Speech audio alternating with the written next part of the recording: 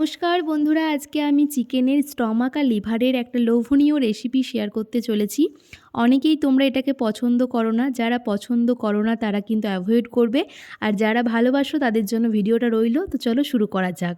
দেখো, আমি এখানে 800 গ্রাম মতো লিভার আর স্টমাক, মানে প্রচলিত ভাষায় যেটাকে বলা হয় মেটে আর কচকচি বলেই চিনি আমরা, তো সেটাকে কিন্তু খুব ভালো করে পরিষ্কার করে নিয়ে এখন ম্যারিনেট করে নেব। আর ম্যারিনেশনের জন্য দিয়ে দিলাম হলুদ গুঁড়ো, লঙ্কার গুঁড়ো, গোলমরিচ গুঁড়ো, স্বাদ মতো লবণ, আর তার সাথে একটু সর্ষের তেল। এখানে কিন্তু কোনো রকম মশলা কিন্তু ইউজ করিনি, বা জিরে গুঁড়ো, ধনে গুঁড়ো কিচ্ছু ইউজ করিনি। জাস্ট এই মশলাগুলো দিয়ে, নুন হলুদ দিয়ে কিন্তু তেল দিয়ে ভালো করে মেখে এখন রাখতে হবে। যতক্ষণ তোমাদের হাতে সময় থাকবে তোমরা ততক্ষণ রাখতে পারো। আমি কিন্তু আধা ঘন্টা মতো রেখেছিলাম। এরপর এখন ফ্রাইং প্যান বসিয়ে কড়াইটাকে গরম করে সর্ষের তেলেই রান্নাটা আমি করব। সর্ষের তেল গরম করে এখন দিয়ে দিলাম মাঝারি সাইজের একটা পেঁয়াজ কুচি। তোমাদের যেমন পরিমাণ থাকবে, আমি 800 গ্রাম মতো চিকেন নিয়েছিলাম, তার জন্য কিন্তু একটা বড় সাইজের পেঁয়াজ কিন্তু আমি ইউজ করেছিলাম। তো পেঁয়াজটাকে খুব ভালো করে দেখো লাল লাল করে ভেজে নিয়েছি, একেবারে পুরো গোল্ডেন ব্রাউন কালার কিন্তু চলে এসেছে। এখন এটার মধ্যে আমি একটা বাটা মশলা ইউজ করছি। বাটা মশলাটার মধ্যে আছে টমেটো, আদা, রসুন আর কাঁচা লঙ্কা।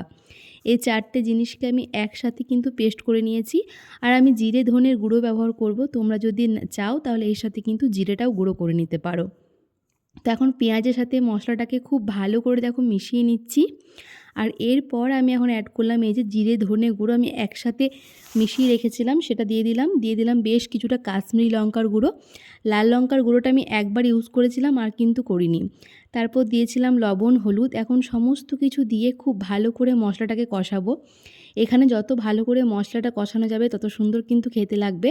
তো বেশ কিছুক্ষণ ধরে ধৈর্য ধরে আমি এখন মশলাটাকে কষিয়ে নিয়েছিলাম। তারপর এখন মশলা ধোয়া বাটিটা দিয়ে একটু জলটা দিয়ে দিলাম।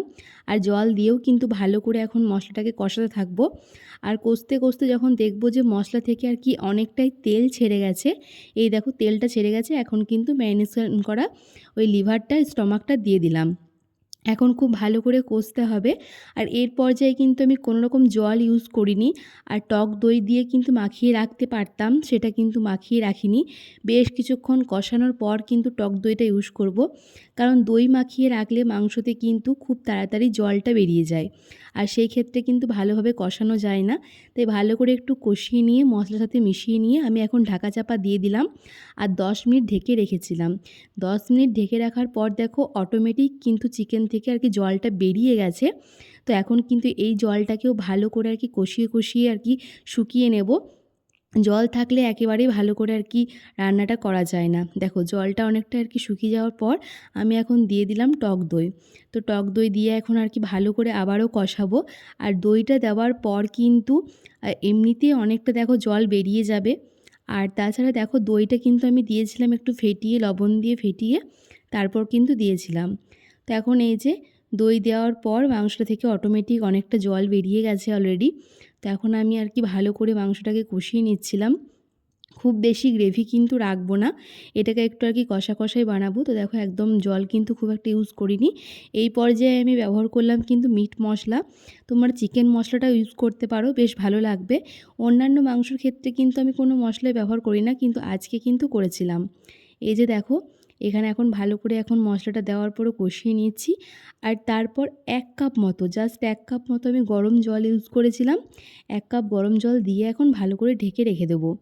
খুব কিন্তু গ্রেভি আমি করব না, আগেই বলছি। একটু গ্রেভি রেখেছিলাম, তোমরা চাইলে একেবারে কষা কষা করতে পারো, তাও এটা কিন্তু খেতে ভালো লাগবে।